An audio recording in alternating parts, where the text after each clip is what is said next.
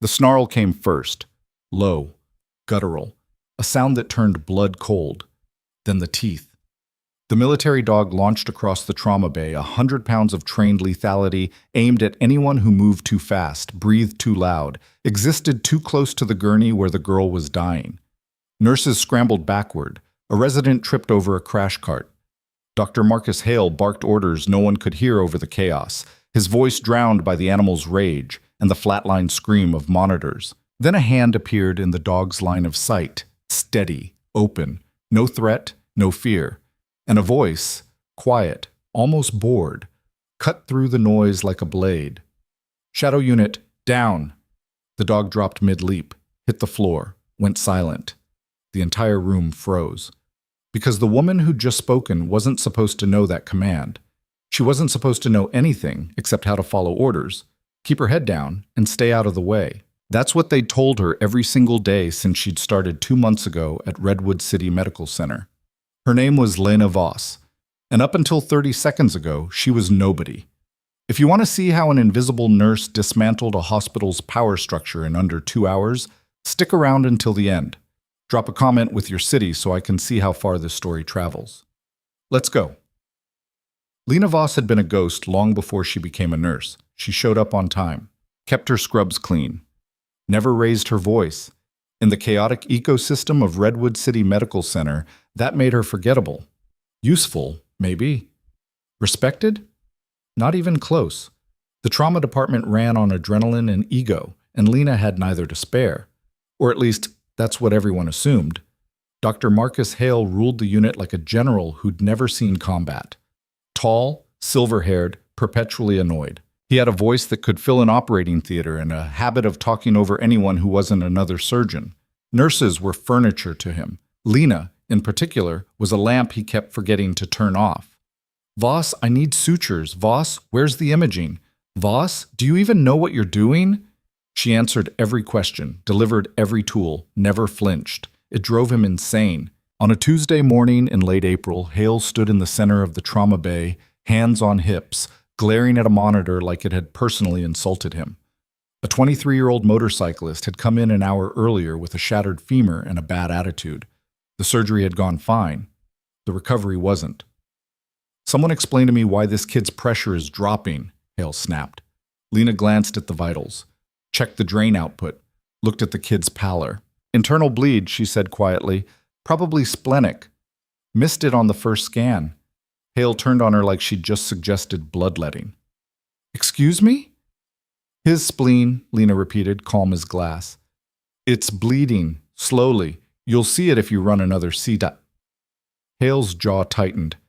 "Nurse Voss, I don't recall asking for your diagnosis." "You asked for an explanation." A few of the other nurses exchanged glances. One stifled a smile. Hale didn't notice. He was too busy turning red. "Run the scan," he said, voice clipped. Then to Lena, "And next time, wait until you're asked." She nodded, said nothing. The CT came back 20 minutes later. Splenic laceration, grade 3. Hale ordered an emergency splenectomy without a word to anyone, least of all Lena. She went back to work, restocked the crash cart, logged medications, pretended not to notice the way the other nurses looked at her now, half impressed, half uneasy. By the end of her shift, Hale had written her up for overstepping professional boundaries. Lena signed the form without reading it. That was the thing about working at Redwood City Medical Center. You could be right 100 times, and it wouldn't matter if you were the wrong kind of person. Lena had figured that out in her first week. The hierarchy here wasn't about skill, it was about volume, confidence, the willingness to speak over someone else before they finished their sentence. She had none of those things. Not anymore. 2 years ago, she'd had a different name, a different life. She'd flown helicopters through war zones, pulled dying soldiers out of fire zones, made calls that meant the difference between someone going home or going into a box. She'd been good at it, better than good. And then she'd walked away. No one here knew that. No one here needed to know that. Lena Voss was just another nurse trying to make it through her shift without getting yelled at. And that was fine. She'd chosen this. The quiet. The anonymity. The chance to help people without the weight of a uniform or a call sign. But some days, it was harder than others. 2 days later, the call came in at 4:47 p.m. Incoming trauma, MVA, single vehicle, rollover. Female, mid-20s, unresponsive at the scene. ETA 4 minutes. The trauma bay lit up. Nurses prepped lines, pulled supplies, cleared space. Hale appeared from the attending lounge, coffee in hand, looking like he'd been interrupted mid-nap. "What have we got?" he asked, not really caring. "Car accident," said Jenna, one of the senior nurses. "Sounds bad." "They always sound bad." Hale took a sip of coffee. "Let's get this over with." Lena was in the supply room when she heard the sirens. She finished labeling a tray of instruments, grabbed a pair of gloves, and walked back into the bay just as the paramedics burst through the doors. The gurney rattled across the tile. The patient was young, blonde, her face a mess of blood and bruising. Paramedic at the head of the bed was shouting vitals. BP crashing, breath sounds unequal, pupils sluggish. But Lena wasn't listening to him. She was looking at the dog. It came in low and fast, sleek black coat, ears pinned back, moving like a shadow with teeth. No leash, no handler, just a missile of muscle and rage that planted itself between the gurney and the trauma team, growling like a chainsaw. "Jesus, get that thing out of here," Hale barked. One of the paramedics tried to grab its collar. The dog snapped, missed his hand by an inch. "It won't leave her," the paramedic said, breathless. "We tried. It attacked animal control. We had to let it ride in the rig." "Then sedate it." "With what? You want me to dart it in a hospital?" The dog's growl deepened. Someone knocked over a tray. Metal clattered. The animal's head whipped toward the sound, and for a second, Lena thought it was going to lunge. She stepped forward. "Voss, don't—" But she was already moving. No hesitation, no fear, just a smooth, deliberate approach. One hand raised, palm out. The dog's eyes locked on her. And Lena spoke. "Shadow unit, down." The words were quiet, clipped, military clean. The dog hit the floor like someone had cut its strings, ears flat, eyes up, waiting. The trauma bay went silent. Hale stared. Jenna's mouth hung open. The paramedics looked at each other like they'd just witnessed a magic trick. Lena crouched down, slow, and rested her hand on the dog's head. It didn't move, didn't growl, just watched her with an intensity that felt almost human. "Good boy," she murmured. Then louder. "Someone get him to the waiting area. He'll stay if I tell him to." "Voss," Hale started. She turned and something in her eyes made him stop. "The patient's got a pneumothorax and probably a liver lac. If we don't move now, she's dead in 3 minutes. You want to stand here talking or you want to work?" Hale opened his mouth, closed it, then finally nodded. "Move." The team surged into action. Lena called for a chest tube kit, started a second line, got the girl onto the table. Her hands moved fast, efficient, like she'd done this 1,000 times, which technically she had. Just not here. Not as a nurse. Hale tried to take the lead, but Lena was already 2 steps ahead, ordering imaging, prepping fluids, reading signs before the monitors even caught up. "She's got free fluid in the abdomen," Lena said, eyes on the ultrasound. "Needs surgery now." "I can see that," Hale snapped. "Then stop talking and move." The words hung in the air like a slap. Jenna made a noise somewhere between a gasp and a laugh. Hale's face went purple. But he moved. The girl made it to the OR. Lena scrubbed out, peeled off her gloves, and walked back into the hallway. The dog was sitting by the door, perfectly still, waiting. She knelt beside him. "You did good," she said softly. The dog's tail thumped once. Behind her, footsteps. Lena didn't turn. That was a classified command. The voice was male, calm, too calm. Lena stood slowly, turned, and found herself looking at a man in a dark suit. Buzz cut, hard eyes. Federal written all over him. "You're mistaken," she said evenly. "Am I?" He tilted his head. "Because shadow units are Tier 1 assets. Only handlers and active operators know those commands. And you're not on any active roster." Lena met his gaze, said nothing. The man's expression didn't change. "The dog's name is Ricochet. He's assigned to Major General Sam Calloway. The girl on that table? That's his daughter." Lena's pulse didn't spike, didn't stutter. She'd learned a long time ago how to keep her heart rate steady under pressure. Then I'm glad we could help her, she said. The man studied her for a long moment. Then he reached into his jacket and pulled out a badge. Not FBI, not local PD, Defense Intelligence. We need to talk, Ms. Voss. He paused. Or should I say, Lieutenant Rains. Lena's jaw tightened. That name's dead. Is it? The agent's voice dropped. Because, from where I'm standing, she just saved a general's daughter and controlled a combat-trained asset with a command she shouldn't know. That doesn't sound very dead to me. Before Lena could answer, the elevator chimed. The doors slid open, and 6 men in tactical gear stepped out, moving with the kind of precision that made everyone in the hallway go still. The lead operator scanned the room. His eyes landed on Lena. Secure the floor, he said into his radio.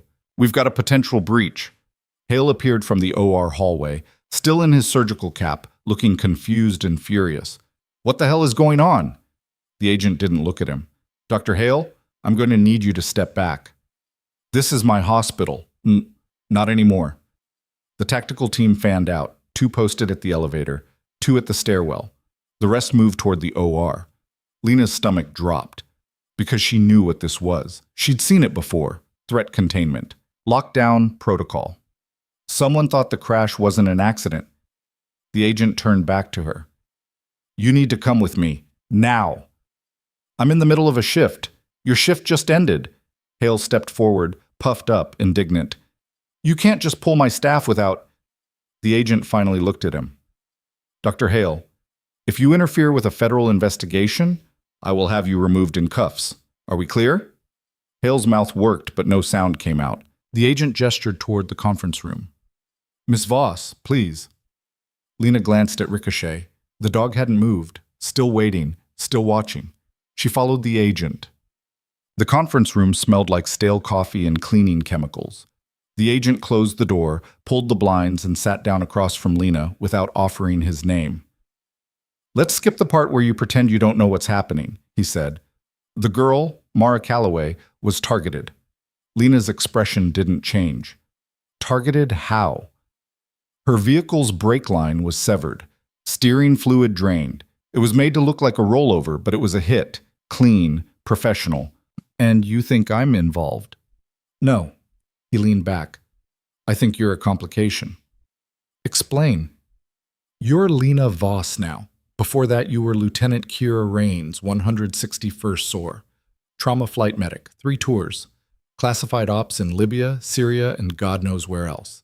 You disappeared 2 years ago, changed your name, wiped your records, started over as a civilian nurse. That's not illegal. It is if you're running from something. Lena's voice stayed level. I'm not. The agent pulled a folder from his briefcase, slid it across the table. Inside were photos, not of her, of the accident scene, close-ups of the brake line, the steering column, and something else, a small metallic device. Remote kill switch, the agent said. Military grade. Someone wanted that girl dead, and someone inside this hospital knew she was coming. Lena's blood went cold. You think there's a leak? I don't think. I know. He tapped the photo. The only people who knew Mara's route were family, her security detail, and the hospital dispatch team. Someone fed that intel to a third party. Why tell me? Because you're the only person in this building I know isn't part of it. He paused. And because the general's already asked for you by name. Lena blinked. He doesn't know me. He knows Ghost Raven. The room seemed to tilt. That name.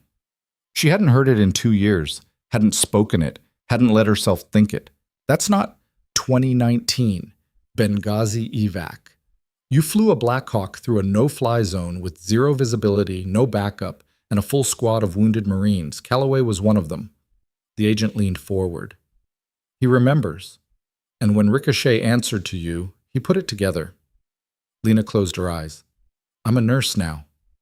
You're a soldier pretending to be a nurse, and right now that's exactly what we need. Before she could respond, the door opened. A tall man in dress uniform stepped in. Stars on his shoulders, lines on his face. A presence that filled the room without a word. Major General Sam Calloway. He looked at Lena. Recognition flickered in his eyes. Lieutenant Rains? She stood. Old habits. Sir, my daughter's alive because of you. She's alive because we have a good trauma team. Bullshit. Calloway's voice was quiet but firm. Hale was ready to let her bleed out until you stepped in. I watched the security footage. You ran that room like you owned it. Lena said nothing. Calloway moved closer. I need your help. I'm not active duty. I don't care. Someone tried to kill my daughter. Someone inside this hospital helped them. And I need someone I can trust to find out who. His jaw tightened. Will you help me or not? Lena looked at him, at the agent, at the door, where she could just barely see Ricochet's shadow through the frosted glass. She thought about the brake line, the kill switch, the timing, and she thought about Hale, about the way he'd looked at her since day one, like she didn't belong, like she didn't matter, like she was too stupid to notice. I'll need access, she said quietly. To logs, dispatch records, staff schedules. Calloway nodded. You'll have it? And I work alone. Fine. Lena met his eyes. If I find something, I bring it to you first. Not the feds, not hospital admin. You. The agent started to protest. Calloway raised a hand. Agreed. Lena nodded. Then let's get to work. She started with the dispatch logs. The hospital's administrative system was a nightmare. Outdated software, half the modules barely functional, passwords taped to monitors. Security theater. Lena had seen better data protection in field hospitals running off generators and satellite uplinks. It took 20 minutes to pull the records. Traffic, patient intake, ambulance routes. Mara's accident had been called in at 4:32 p.m. The ambulance was dispatched at 4:34. ETA confirmed at 4:41, but there was another timestamp, a query. Someone had accessed Mara's route from the hospital system at 4:15 p.m., 17 minutes before the crash. Lena pulled the user ID Dr. Marcus Hale. Her stomach turned.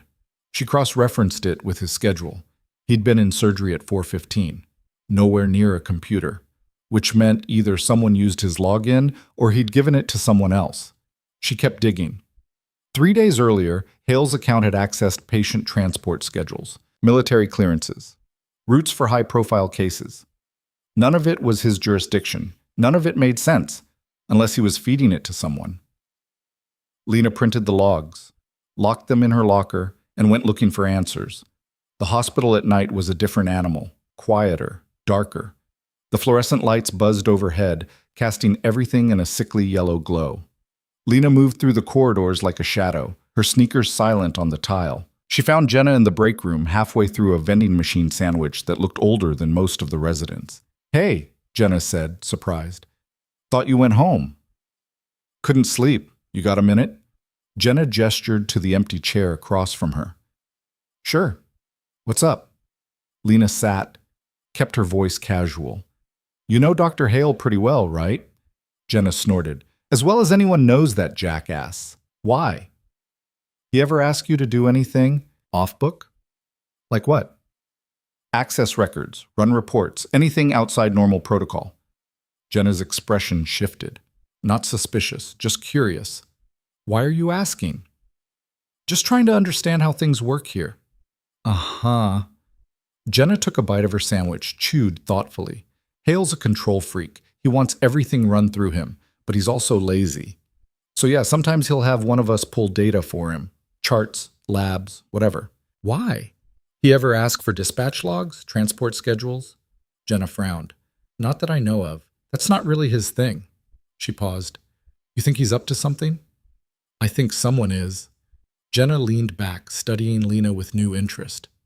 You're not just a nurse, are you? What makes you say that? The way you handled that trauma earlier, the dog, the whole thing.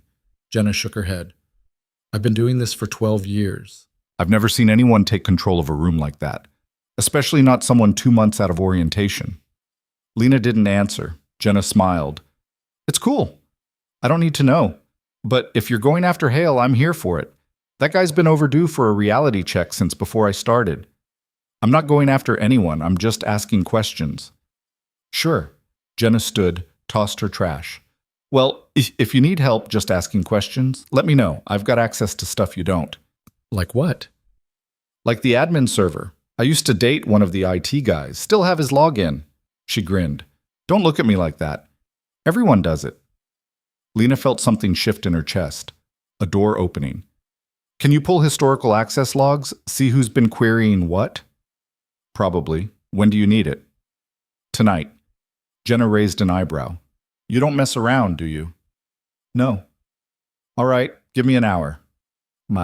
53 minutes later, Jenna knocked on the storage room door where Lena had been inventorying supplies.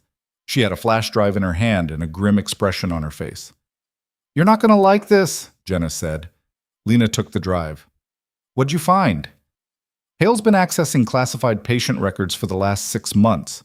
Not just trauma cases, high-profile admits, politicians, military brass, anyone with a security clearance. Jenna crossed her arms. And he's been doing it from home, late at night, when no one's watching. Any pattern? Yeah, he pulls the records, and within 48 hours, those patients either get rerouted to a different facility or their transport schedules change. It's subtle, but it's there.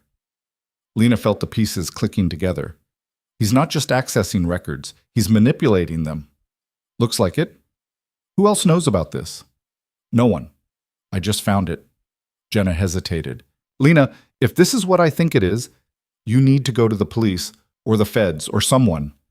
I will, but I need more first. More what? This is already enough to bury him. Not if he's working for someone else. Lena met Jenna's eyes. If Hale's feeding intel to a third party, I need to know who and why. Jenna stared at her for a long moment. Then she sighed. You really aren't just a nurse. No. Okay? What do you need me to do? Can you pull Hale's phone records, email logs, anything that shows external communication? That's harder. I'd need a warrant for that. Or a really good hacker, Jenna laughed, sharp and surprised. You know one? I know someone who knows one. Lena pocketed the flash drive. In the meantime, keep this quiet. Don't tell anyone what you found. Not even the feds who are crawling all over the building? Especially not them. Not yet. Jenna nodded slowly. You're protecting someone. I'm protecting the truth. There's a difference. If you say so. Jenna turned to leave, then paused. For what it's worth. I hope you nail this bastard. So do I. Lena spent the next 2 hours combing through the data. Hale's access patterns were methodical, deliberate. He wasn't just pulling random files, he was targeting specific patients, and every single one of them had military or government ties. Mara Calloway had been on his list 3 days before the accident. Lena's hands shook as she cross-referenced the dates. Hale had accessed Mara's transport schedule the same day it was finalized. He'd pulled her medical history, her emergency contacts, her father's deployment records. Everything someone would need to plan a hit. She printed the evidence, sealed it in an envelope, and went to find Calloway. The general was in the surgical waiting room, alone. Ricochet lay at his feet, head on his paws, eyes half closed but alert. When Lena walked in, the dog's ears perked up. Calloway looked up. You find something? It wasn't a question. Lena handed him the envelope. Hale's been accessing classified records for months. He pulled your daughter's file 3 days before the crash. Calloway's jaw tightened as he read. His knuckles went white on the pages. This son of a bitch. There's more. He's not working alone. Someone's been feeding him instructions. I need access to his communications to prove it. You'll have it, Calloway stood. But we do this smart. If we spook him now, whoever he's working for will disappear. So what do you want me to do? Keep digging. Find out who's pulling his strings. And when you do, Calloway's voice went cold. We bring the whole thing down. Lena nodded. There's something else. I think he knows I'm looking. Why? Because he's been avoiding me since the lockdown started, and Hale doesn't avoid anyone. He confronts. Calloway's expression darkened. You think he'll run? I think he'll try to clean up loose ends. Lena glanced at Ricochet. And I think I'm one of them. Then we move now. Not yet. If we grab him before I have proof of his contact, we lose the whole network. And if we wait, you're a target. I've been a target before. Calloway studied her. You really did walk away from all this, didn't you? I tried. Regret it?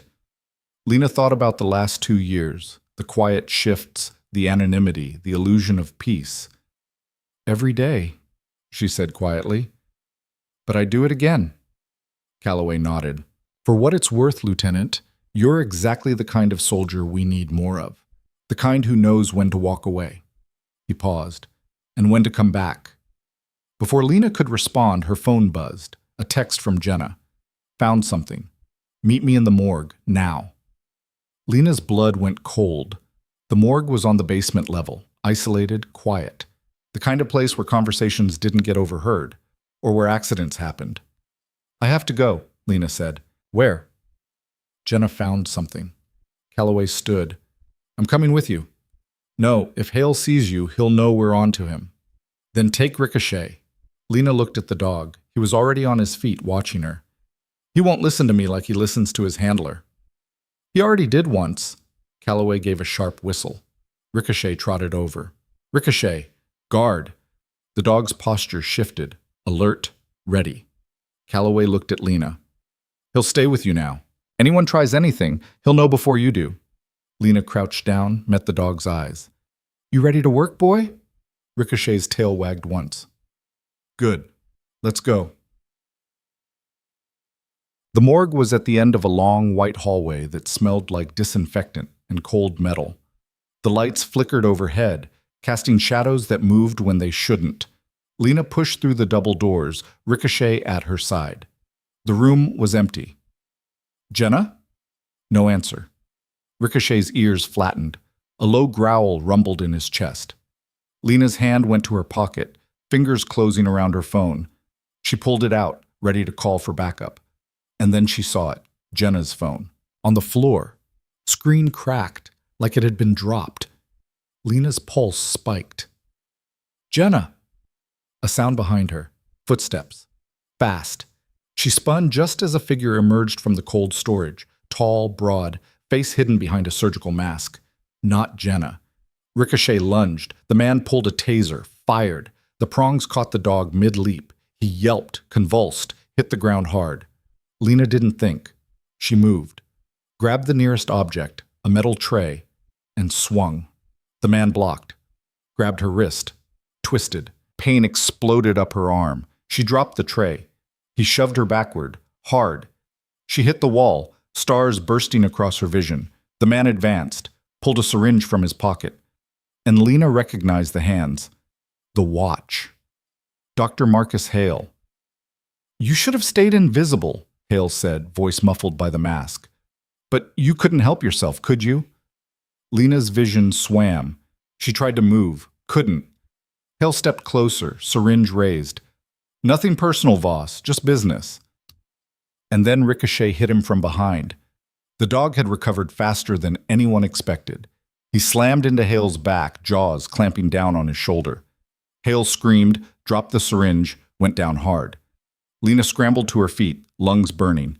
She grabbed Hale's arm, twisted it behind his back, shoved his face into the tile. Don't move, she said, voice shaking. Don't even breathe wrong. Hale laughed, blood on his teeth. You think this ends with me? You have no idea what you've walked into. Then explain it. Go to hell. Ricochet's growl deepened. Hale went still. Lena pulled out her phone, dialed Calloway. It's done, she said when he answered. I've got him. Where's Jenna? Lena's stomach dropped. She looked around the morgue. No sign of the other nurse. I don't know. Find her. I'm on my way. The line went dead. Lena looked down at Hale. Where is she? He smiled. You're already too late. And somewhere in the hospital, deep in the locked administrative wing, where no one was supposed to be, a phone rang. The phone rang 4 times before someone picked up. Lena didn't hear the voice on the other end. She was too busy watching Hale's expression shift from smug satisfaction to something closer to panic. His eyes darted to the morgue entrance, then back to her, calculating odds he no longer controlled. Who were you calling? Lena pressed her knee harder into his spine. Ricochet's teeth were still locked on Hale's shoulder, not breaking skin but promising to if he moved wrong. No one. Try again. Hale spat blood onto the tile. You think you've won something here? You've just painted a target on everyone you care about. I don't care about anyone here. Liar. Hale's laugh came out wet, painful. You care about that nurse. The one who helped you. Jenna, right? Sweet girl? Chatty? Trust too easily. Lena's vision narrowed. She grabbed a fistful of Hale's hair and yanked his head back. Where is she? Somewhere you won't find her in time. Footsteps echoed in the hallway. Fast. Multiple sets. Lena released Hale's hair and pulled her phone out again, but before she could dial, the morgue doors burst open. Calloway came through first, weapon drawn, 2 armed operatives flanking him. His eyes swept the room, landed on Hale pinned beneath Lena, and his expression went cold. Secure him, Calloway ordered. The operatives moved in. One pulled Ricochet back, the dog released reluctantly, still growling. The other hauled Hale to his feet and zip-tied his wrists behind his back with practiced efficiency. Hale looked at Calloway and smiled through bloody teeth. General, didn't expect to see you down here. Slumming it with the help? Calloway didn't respond. He turned to Lena. You hurt? No, but Jenna's missing. He said I'm already too late.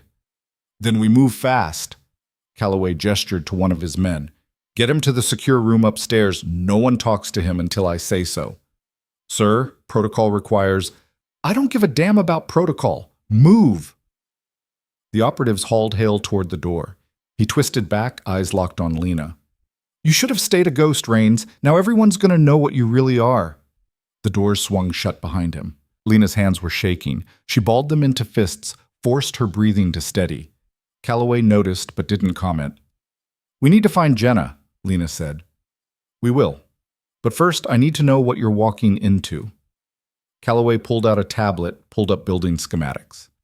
This hospital has 200 rooms, 4 floors, and a basement level that hasn't been fully mapped since the 80s. If Hale stashed her somewhere, it could be anywhere. He made a call. Right before you got here, someone answered. Can you trace it? Not without his phone. Lena looked at the cracked device still lying on the floor where Jenna had dropped it. She picked it up, turned it over. The screen was shattered, but it powered on. This is Jenna's. She texted me to meet her here. So either she walked into a trap or someone used her phone to lure you. Both. Lena scrolled through the recent messages. The last outgoing text was the one to her. Before that, nothing unusual. But the call log showed something else. 3 incoming calls in the last hour, all from the same block number. Someone's been trying to reach her. Calloway took the phone, forwarded the data to his tech team. We'll run it. In the meantime, we sweep the building, room by room if we have to. That'll take hours. If he's telling the truth, we don't have hours. Then what do you suggest? Lena thought about Hale's expression when he'd said Jenna's name. The confidence, the certainty. He wasn't bluffing. He knew exactly where she was. Let me talk to him. Absolutely not. He won't talk to you. Military authority doesn't scare him anymore. But me? Lena met Calloway's eyes. I'm the one who just took him down in a morgue with a dog and a metal tray. His ego won't let that go unanswered. Calloway studied her for a long moment, then he nodded. 5 minutes, and I'm in the room with you. Fine, but let me lead. They took the elevator to the 3rd floor. The secure room was a converted conference space with reinforced doors and no windows. Hale sat in the center, still zip-tied, flanked by 2 guards who looked like they'd rather be anywhere else. When Lena walked in, Hale's smile returned. Come to gloat? Come to give you a choice. Lena pulled out a chair, sat across from him, didn't break eye contact. Tell me where Jenna is, and maybe you walk out of this with a plea deal. Keep playing games, and I make sure everyone knows you folded the second a nurse put you on the ground. Hale laughed. You think I care about my reputation? I think you care about control. And right now, you don't have any. His smile faltered, just for a second, but Lena saw it. You're right, Hale said quietly. I don't have control. Haven't had it in months. But neither do you. Because the people I work for, they don't negotiate, they don't forgive, and they sure as hell don't leave loose ends. Then why are you still breathing? Because I'm useful, for now. Hale leaned forward as much as the restraints allowed. But you? You're just a complication, and complications get erased. Calloway stepped forward. Where's the nurse? Hale ignored him, kept his eyes on Lena. You want to know the funny thing? I didn't even know who you were when you started here. You were just another invisible little nobody trying to play hero. But then you opened your mouth, started asking questions, poking around where you didn't belong. He shook his head. You did this to yourself. Where is she? Lena's voice didn't rise, didn't waver, but something in her tone made Hale's smile slip again. Administrative wing, sub-level archive. Doors locked from the outside, he paused. But you better hurry. The air down there isn't great, and I might have accidentally triggered the fire suppression system before I left. Lena was out of her chair and through the door before Calloway could stop her. The administrative wing was on the opposite end of the hospital, accessible only through a series of keycard-locked corridors that most staff didn't even know existed. Lena sprinted through them, Ricochet at her heels, Calloway and his men struggling to keep up. Voss, wait. She couldn't. The fire suppression system in the archives used halon gas, displaced oxygen, suffocated flames. And people. If Jenna was locked in there, she had minutes, maybe less. Lena hit the archive door at full speed, grabbed the handle. Locked. She stepped back, kicked it. The door shuddered, but held. Move. One of Calloway's operatives stepped forward with a breaching tool. 2 hits and the lock gave way. The door swung open. Smoke poured out. Not fire smoke. Chemical. Halon. Lena pulled her shirt over her mouth and nose and went in. The archive was a maze of filing cabinets and storage boxes stacked floor to ceiling. Emergency lights cast everything in red. The halon system was still hissing, pumping gas into a room that was already unbreathable. Jenna! No answer. Ricochet barked. Once, sharp, then bolted toward the back of the room. Lena followed, squeezed between rows of shelves, lungs already burning. She found Jenna on the floor behind a toppled filing cabinet, unconscious, lips tinged blue. Got her! Lena shouted. She hooked her arms under Jenna's shoulders, started dragging her toward the exit. The weight was awkward, the smoke thicker with every step. Her vision started to blur. Then Calloway was there, grabbing Jenna's other arm, pulling. Together they got her out into the hallway. One of the medics, already called, already waiting, dropped to his knees beside her, started checking vitals. She's breathing, the medic said. Barely. We need oxygen. Now. They got Jenna onto a gurney, hooked her up to a portable tank. Her color started to return. Slowly. Too slowly. Lena leaned against the wall, coughing, her throat raw. Ricochet pressed against her leg, warm and solid. Calloway appeared beside her. You good? Yeah. That was stupid. Probably. But it worked. He handed her a bottle of water. Drink. She did. The water tasted like metal and smoke, but it helped.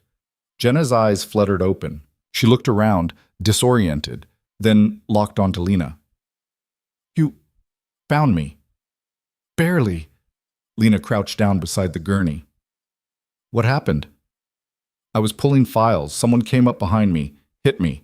I woke up in there. Jenna coughed, winced. Did you get him? Yeah, we got him. Good. Jenna closed her eyes. Tell me you made it hurt. Ricochet did. That got a weak smile. Good dog. The medic started wheeling Jenna toward the elevator. Lena watched her go, the knot in her chest loosening just enough to breathe. Calloway's phone buzzed. He answered, listened, then hung up. My tech team traced the block number from Jenna's call log. It's a burner, but they pinged its location. He pulled up a map on his tablet. Downtown, industrial district, warehouse registered to a shell company. Let me guess. Same shell company that owns the vehicle Mara was driving? Bingo. Lena looked at him. You're going in. We're going in. You earned this. I'm not military anymore. No, you're better. You're someone who gives a damn. Calloway gestured toward the exit. Come on, let's finish this. The warehouse sat on the edge of the industrial district, surrounded by chain-link fence and a whole lot of nothing. No lights, no movement, just concrete and rust and the smell of old oil. Calloway's team approached in 2 vehicles, 1 SUV, 1 van, silent, dark, professional. Lena rode in the SUV, Ricochet in the back, Calloway up front coordinating over comms. The plan was simple. Perimeter sweep. Identify hostiles, breach, and clear. Lena wasn't part of the breach team. She was supposed to stay in the vehicle. She lasted about 30 seconds after they rolled up. "I'm going in," she said. Calloway turned. "The hell you are. You need someone who knows what to look for, documents, records, whatever Hale was feeding to his contact." Lena opened the door. "I can identify it faster than your guys can." "Voss, I'm going. You can either give me a vest or I go without one." Calloway stared at her. Then he sighed and tossed her a tactical vest. "Stay behind my men. Do not engage. If shooting starts, you hit the ground. Clear?" "Clear." The team moved in. 2 operators breached the front. 2 went around back. Lena followed the front team, Ricochet at her side, moving through the warehouse like they'd done this 100 times before. The interior was empty, stripped, just concrete floors and steel beams and the echo of their boots. Too empty. One of the operators raised a fist. Everyone stopped. Ahead, a door. Light bleeding through the cracks. Calloway signaled. The lead operator approached, tested the handle. Unlocked. They went through fast. Lena followed. The room on the other side was an office. Makeshift. Desk. Laptop. Stacks of files. And a woman standing behind the desk with a gun pointed at the door. "Don't move." The team froze. The woman was mid-40s, dark hair, cold eyes, expensive suit, not hired muscle, management. "Put the weapon down," Calloway said calmly. "I don't think so." The woman's aim didn't waver. "You've made a mistake coming here. The only mistake was thinking you'd get away with this." "With what? Running a legitimate consulting firm?" The woman smiled. "You have no idea what you've stumbled into." "Then explain it." "Why? So you can pretend you're the hero?" The woman's smile widened. "You're already too late. The operation's complete." Mara Calloway was just the beginning. Lena stepped forward. "Beginning of what?" The woman's eyes flicked to her. "Who the hell are you?" "Someone who's tired of listening to speeches." Lena moved closer, ignoring the weapon. "You tried to kill a kid to draw out her father. You used a surgeon to leak intel. You locked a nurse in a room to die. Why?" "Because people like you don't ask questions. You follow orders. You stay in your lane. And when you don't..." The woman's finger tightened on the trigger. "You become a liability," Ricochet growled. The woman's aim shifted toward the dog. And Lena moved. She crossed the distance in 2 steps, grabbed the woman's wrist, twisted. The gun fired. The shot went wide. Lena slammed the woman's hand into the desk. The weapon clattered away. The operative surged forward, secured the woman, cuffed her. Calloway looked at Lena. "I thought I told you not to engage. You told me not to if shooting started. Technically, I moved before that." Semantics. Effective semantics. One of the operatives started going through the files on the desk. "Sir, you need to see this." Calloway moved to the desk. Lena followed. The files were detailed. Meticulously organized. Patient records. Transport schedules. Security protocols. All high-value targets. Politicians. Military brass. Corporate executives. And at the center of it all, a list of names. Targets. Mara Calloway was 3rd from the top. The first 2 had already been crossed off. "Jesus," Calloway breathed. "This isn't just about my daughter. This is a systematic hit list." "Who are they targeting?" Lena scanned the names, recognized a few. Senator, federal judge, defense contractor, CEO. People who can't be bought. The woman's voice came from behind them, bitter. People who won't play ball. People who think they can stand in the way of progress. Progress toward what? The woman smiled. "You'll find out soon enough." Calloway's phone rang. He answered, listened, then his face went pale. "When?" Pause. "How many?" Pause. "Understood." He hung up, looked at Lena. "There's been an explosion. Federal courthouse, downtown. 20 minutes ago." Lena's stomach dropped. "Casualties?" "Unknown, but the building's on fire. And according to this," he tapped the file on the desk, "the federal judge who was supposed to be in that building today is the 2nd name on this list. So they missed with Mara and decided to escalate. Or they never intended Mara to be the main target. Just a distraction. Calloway looked at the woman. Who's running this?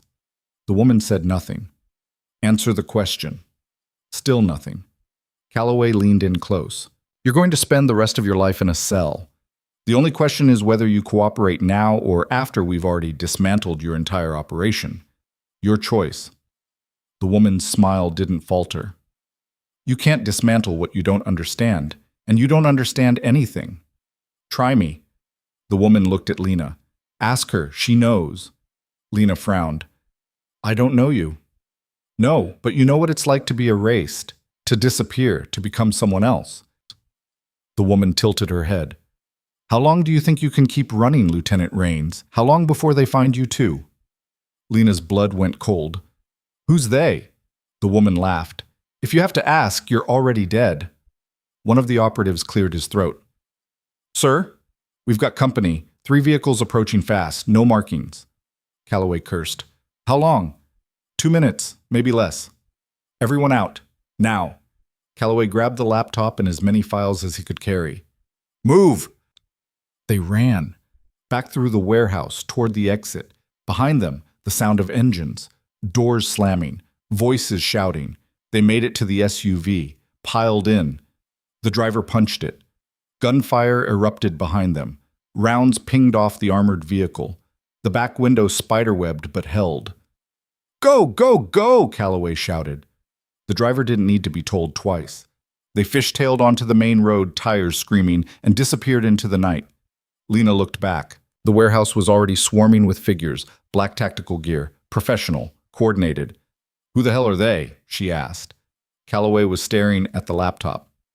I don't know, but whoever they are, they just confirmed everything that woman said. Which is that we're not dealing with a rogue surgeon or a single corrupt organization. Calloway looked up, his expression grim. We're dealing with something a lot bigger and a lot more dangerous. Lena's phone buzzed. A text from an unknown number. You should have stayed invisible. Below it, a photo. Of her. Walking into Redwood City Medical Center. 2 months ago, first day on the job. They'd been watching her from the beginning. Lena stared at the photo until the screen went dark. Then she powered the phone off completely, pulled the battery, and tossed both pieces onto the floorboard. They've been tracking you, Calloway said. Not a question. Since before I even knew what I was walking into. Lena's voice came out flat, empty. Which means Hale wasn't the beginning. He was just the part I could see. Then we find the rest. We don't even know who the rest is. Calloway opened the laptop they'd grabbed from the warehouse, started scrolling through files. Then we start with what we have. Names, targets, transactions. He paused on a spreadsheet. Jesus, these payments go back 18 months, offshore accounts. Shell companies layered 3 deep. Whoever's funding this has serious resources. And serious reach. Lena looked out the window. They were heading back toward the hospital, but she wasn't sure that was smart anymore. If they'd been watching her from day one, they knew where she worked, where she slept, probably what she ate for breakfast. The thought made her skin crawl. Ricochet shifted beside her, rested his head on her knee. The weight was grounding, real. She scratched behind his ears, felt some of the tension bleed out. We can't go back to Redwood, Lena said. Already ahead of you. Calloway tapped his earpiece. Carter, reroute to the safe house on Jefferson. Code clearance Delta 7. He listened, then nodded. Confirmed. The SUV changed course, took a hard left onto a street Lena didn't recognize. Buildings blurred past, strip malls, gas stations. Everything closed, dark, lifeless at this hour. How long have you had a safe house in the city? Lena asked. Long enough. Calloway didn't elaborate. Which meant classified. Which meant whatever operation he'd been running here predated Mara's accident by a wide margin. Lena filed that away. She'd ask later. Right now, staying alive took priority. They pulled into an underground garage 20 minutes later. Concrete. Fluorescent lights. 2 armed guards who checked IDs before waving them through. The SUV parked in a corner spot, engine ticking as it cooled. Out, Calloway said. Leave the phones. Leave anything electronic. They'll sweep you inside. Lena climbed out, Ricochet following. The garage smelled like motor oil and something chemical she couldn't place. One of the guards gestured toward an elevator. She walked, Calloway beside her, the rest of his team forming a perimeter. The elevator took them up 3 floors, opened into a hallway that looked like every government building Lena had ever been in. Beige walls, tile floors, doors with frosted glass and numbers instead of names. Calloway led her to the 3rd door on the left, unlocked it with a key card. Inside was a conference room. Table, chairs, whiteboard, and a man Lena didn't recognize standing by the window. He turned when they entered. Mid-50s. Suit that cost more than Lena made in a month. Gray at the temples, eyes that missed nothing. "General Calloway," the man said, "I was starting to think you weren't coming." "Director Wallace." Calloway's tone was cordial but guarded. "Didn't realize you'd be joining us." "Your escapade at the warehouse triggered some alarms. Thought I'd see what all the fuss was about." Wallace's gaze shifted to Lena. "And you must be the nurse who's been causing all this trouble." "I didn't cause anything. I just found it." "Semantics." Wallace smiled, but it didn't reach his eyes. "Either way, you've stumbled into something above your clearance level. Way above." "Then read me in or cut me loose. I don't have time for territorial games." Wallace's smile widened. "I like her. She's direct." He looked at Calloway. "Where'd you find her?" "She found me." Calloway set the laptop on the table. "And she's the only reason my daughter's still alive. So if you've got a problem with her being here, you can take it up with me after we're done." Wallace raised his hands in mock surrender. "No problem. Just making sure everyone knows the stakes." "We know the stakes," Lena said. "People are dying. Someone's running a hit list out of a hospital. And whoever's behind it has enough pull to send a tactical team to clean up a warehouse in under 5 minutes. That about cover it?" Wallace studied her for a moment. Then he nodded. "Close enough." He moved to the table, opened a folder, and spread out surveillance photos. "The operation you interrupted tonight is part of a larger network. We've been tracking them for 6 months. Call themselves Meridian Group. Private military contractor on paper. Assassination bureau in practice. Who hires them? Corporations, foreign governments, anyone with deep pockets and a problem they can't solve legally." Wallace tapped one of the photos. "They specialize in making hits look like accidents, car crashes, gas leaks, medical errors." Lena's stomach turned. "Medical errors, exactly. Which is why they needed someone inside a hospital, someone with access, someone respected enough that no one would question their decisions." Wallace looked at Calloway. "Your Dr. Hale was the perfect asset. Arrogant, overworked, buried in debt from a divorce, easy to flip." "How long have you known about him?" Calloway's voice was dangerously quiet. 3 weeks. We were building a case, waiting for him to lead us to his handler." And you didn't think to warn the hospital? Warn me? We didn't know your daughter was a target until it was too late. By the time we connected the dots, she was already in surgery." Wallace met Calloway's glare without flinching. "I'm sorry, but if we'd moved earlier, we would have tipped them off, lost the whole network. Instead, you almost lost my kid." "But we didn't, thanks to her." Wallace gestured at Lena. "Which brings us to the current problem. Meridian knows she's involved now. They have her photo, her real name, and they don't leave loose ends." "So what's the play?" Lena asked. "You disappear. Again. New name, new city. We set you up somewhere they'll never find you." "No." Wallace blinked. "Excuse me?" "I said no, I'm not running."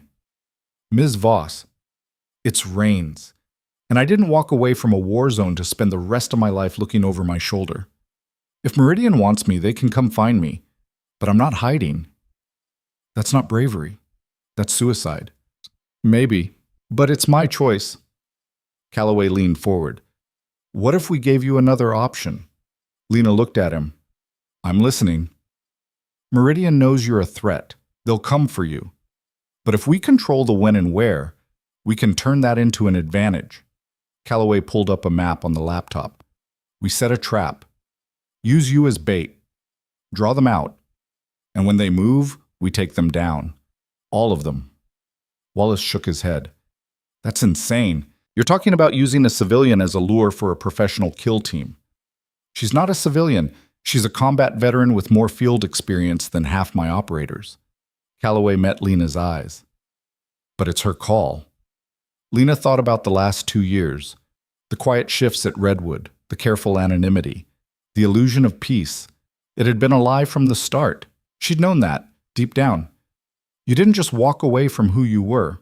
Not really. I'm in, she said. Wallace cursed under his breath. You're both out of your minds. Probably, but it's the only move that makes sense.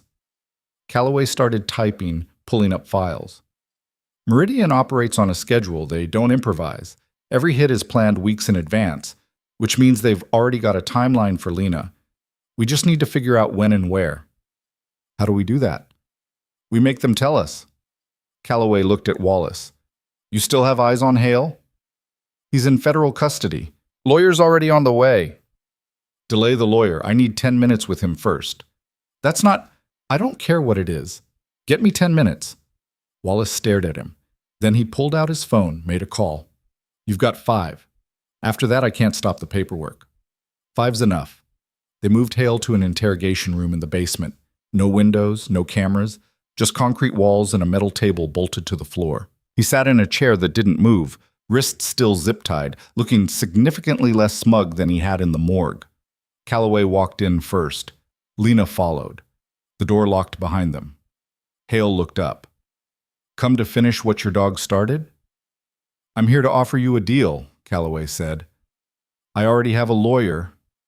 Your lawyer's stuck in traffic. Funny how that happens? Calloway sat down across from Hale. Here's the situation. You're looking at federal charges. Conspiracy, attempted murder, treason if we can make it stick. You'll spend the rest of your life in a cell, unless you cooperate. Cooperate how? Tell me when Meridian's coming for her. Calloway nodded toward Lena. And where? Hale laughed. Why would I do that? Because if you don't, I'll make sure everyone in lockup knows you folded the second things got hard. See how long you last. The laugh died. Hale's expression went cold. You're bluffing. Try me. Silence stretched. Lena could hear the ventilation system humming, could see the calculation happening behind Hale's eyes. He was weighing options, odds, trying to figure out which choice hurt less. They won't come for her, Hale said finally. They'll come for you. Calloway frowned. Explain. Meridian doesn't care about nurses. They care about exposure, about people who can connect the dots. You're the one with the clearance, the resources, the platform. You're the threat. Hale leaned back. She's just leverage. Lena's chest tightened. What does that mean? It means they'll take you to get to him, use you to force him to bury the evidence, destroy the files, make the whole thing go away. Hale smiled. And when he does, they'll kill you both anyway, because that's what they do. When? Calloway's voice was ice. 48 hours, maybe less. They've already got a team in the city. Soon as they confirm she's still alive, they'll move. Where? Wherever you think is safe, because that's where you'll take her, and that's where they'll be waiting. Calloway stood. You just signed your own death warrant. You know that, right? I was dead the second I made the first call to them. At least this way, I get to watch you go down with me. Calloway walked out. Lena followed. The door locked behind them. In the hallway, Calloway pulled out his phone. Carter, I need a location sweep, full spectrum. Assume hostile surveillance on all known safe houses. He paused. Yes, all of them. Now. He hung up, looked at Lena. We can't stay here. Where do we go? Somewhere they won't expect, somewhere off the books. Calloway thought for a moment.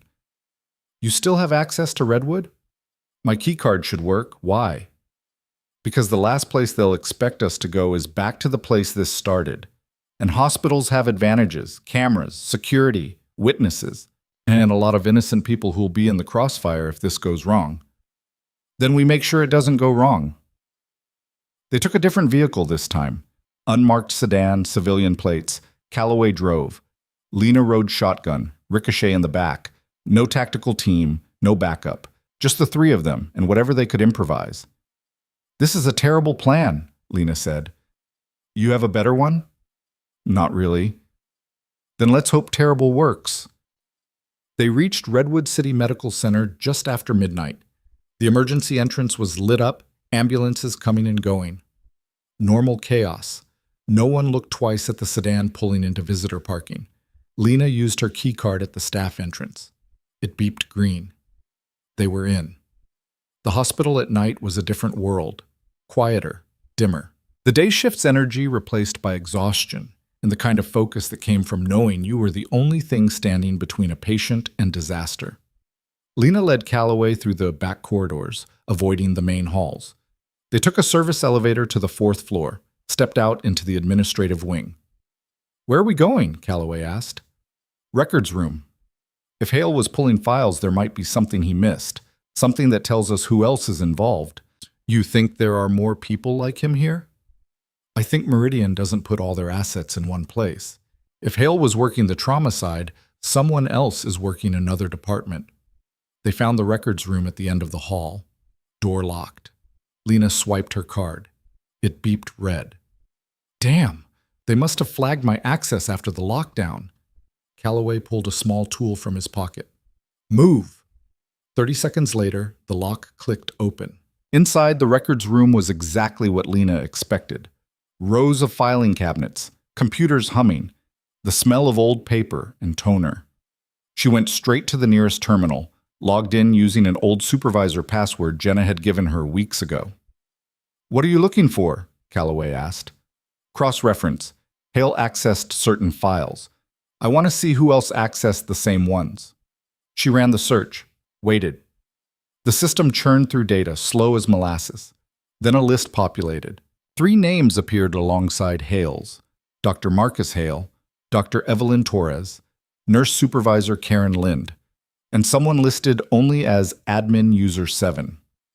"Torres is the head of cardiology," Lena said. "Lind runs the ICU, but Admin User 7... She clicked on the profile. No photo, no details, just a generic placeholder. This account was created 6 months ago, same time Hale started pulling files. "Ghost account," Calloway said. "Someone who doesn't officially exist." Lena ran a deeper search, found the IP logs. Admin User 7 had accessed the system 43 times in the last 6 months, always late at night, always from the same terminal. "Where's that computer?" Calloway asked. Lena checked the location tag. Her blood went cold. "Mara's recovery room." They ran, down the hallway, through the ICU, past nurses who looked up, startled, then went back to their charts. Lena's keycard got them through the secure doors. They burst into Mara's room expecting chaos.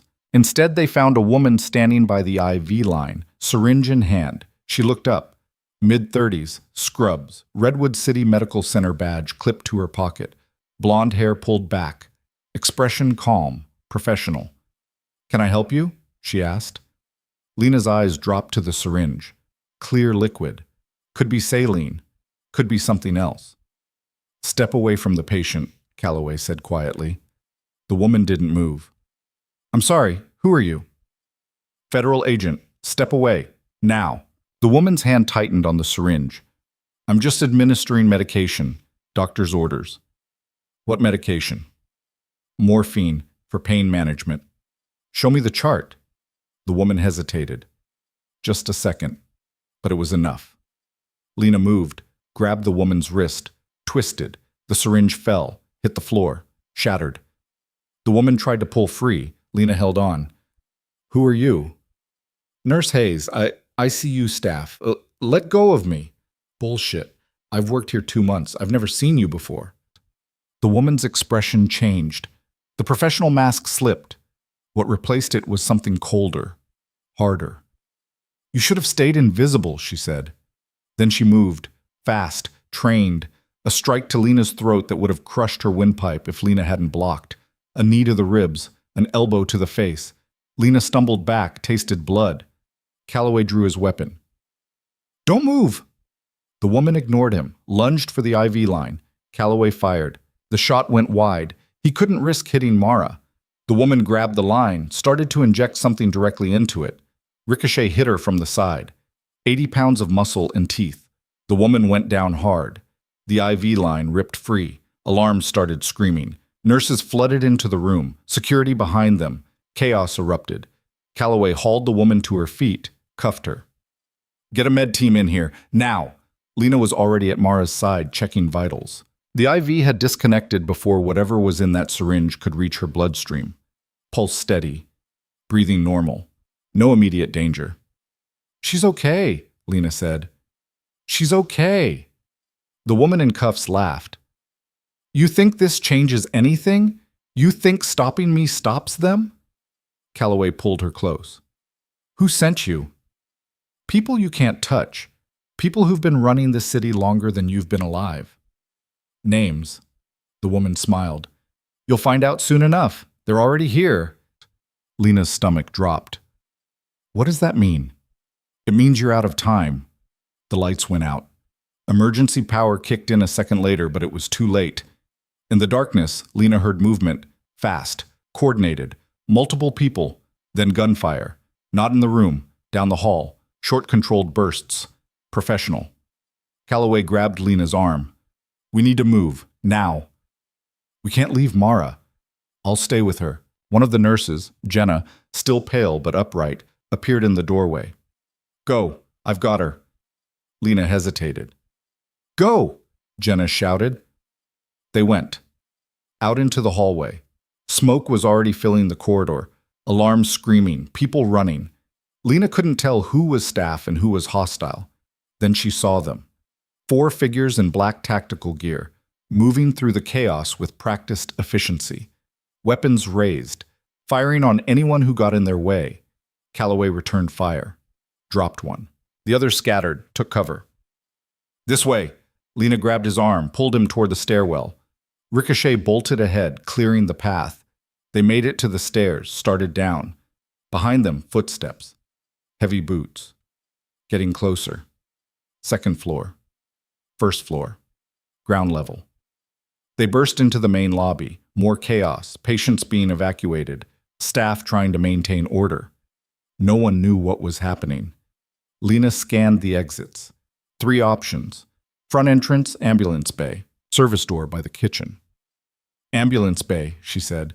It's the fastest route out. They ran.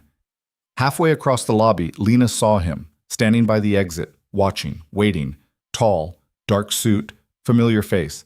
Director Wallace. He locked eyes with Lena, raised a hand, not in greeting, in signal. And Lena understood. The tactical team wasn't Meridian. It was his. Calloway. But before she could finish, Wallace pulled a weapon. Aimed, not at her, at Calloway. I'm sorry, General, but you know too much. The shot echoed through the lobby. Calloway went down. Calloway hit the ground hard. Lena didn't think. She dropped, rolled, came up behind a reception desk as 2 more shots punched through the space where her head had been. Glass shattered. Someone screamed. The lobby descended into pure chaos.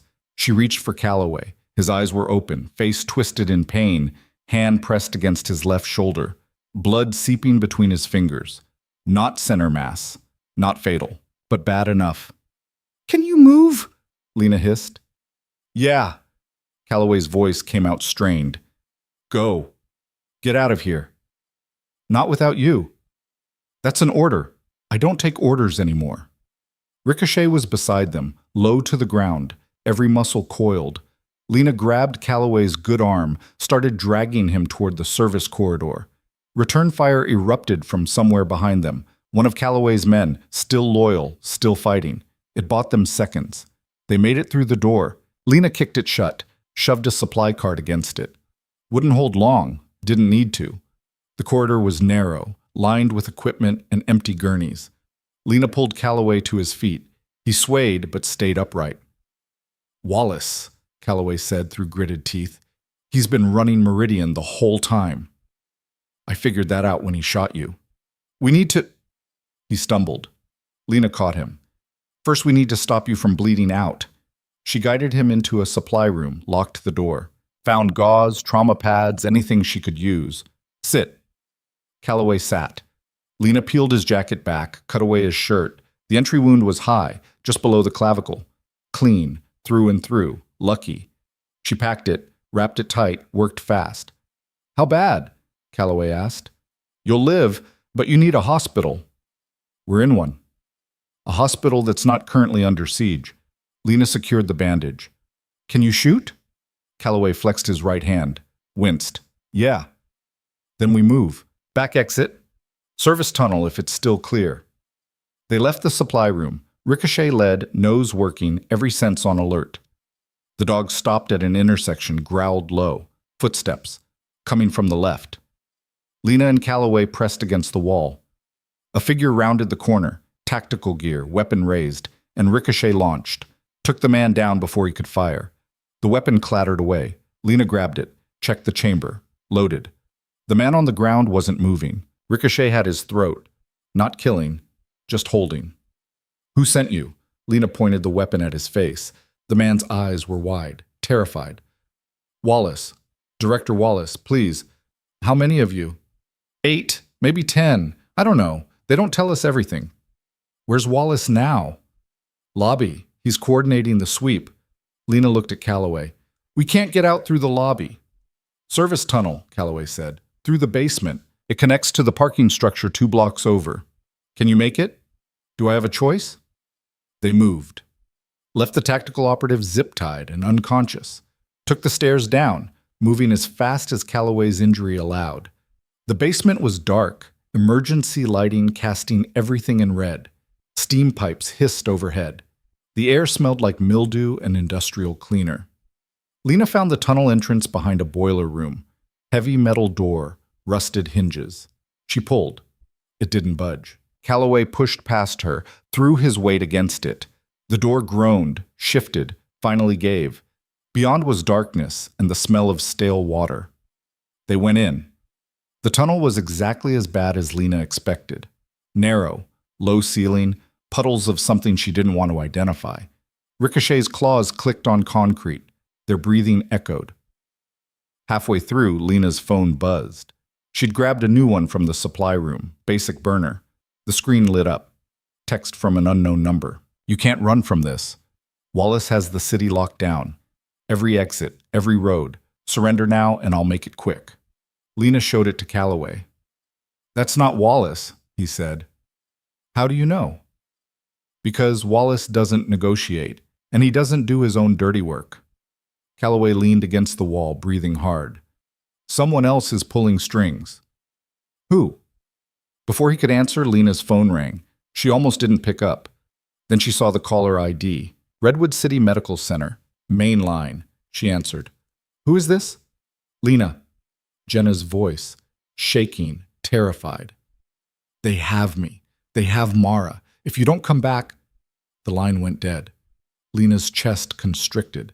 She looked at Calloway. His face had gone white. They're using them as bait, he said. I know. We can't go back. It's a trap. I know that too. Then what do we do? Lena thought about Jenna, about the way she'd helped without asking questions, about Mara, still unconscious, still vulnerable, about every patient in that building who had no idea they were caught in a war zone. We go back, she said, but not the way they expect. Calloway stared at her. You have a plan? Sort of. That's not reassuring. It's what I've got. They emerged from the tunnel in the parking structure, found an abandoned maintenance van, keys still in the ignition. Calloway hot-wired it while Lena checked the back. Tools, supplies, a janitor's uniform, and something else, a maintenance access map, showing every duct, every shaft, every hidden route through Redwood City Medical Center. Found our way in, Lena said. They drove back, parked 3 blocks away in an alley. Calloway was fading, shock setting in despite the bandage. Lena gave him water, made him drink. I need you functional for 10 more minutes, she said. I can do 10. Good, because here's the plan. She laid it out. Simple, direct, probably insane. Calloway listened, then nodded. That might actually work. Might? Better than nothing. They split up. Calloway took Ricochet, circled around to the emergency entrance. His job was distraction, draw Wallace's attention, make noise. Lena went in through the loading dock, used the maintenance map to navigate through service corridors nobody ever used, avoided cameras, avoided people, moved like the ghost she'd been trained to be. She made it to the 4th floor without incident, Found the ICU. The hallway was empty. Too empty. Every instinct screamed trap. She kept moving. Mara's room was at the end, door closed, light on inside. Lena approached slow, weapon ready, pressed her ear to the door. Voices. 2, maybe 3. She tested the handle. Unlocked. Deep breath. Then she went in fast. Jenna was tied to a chair in the corner.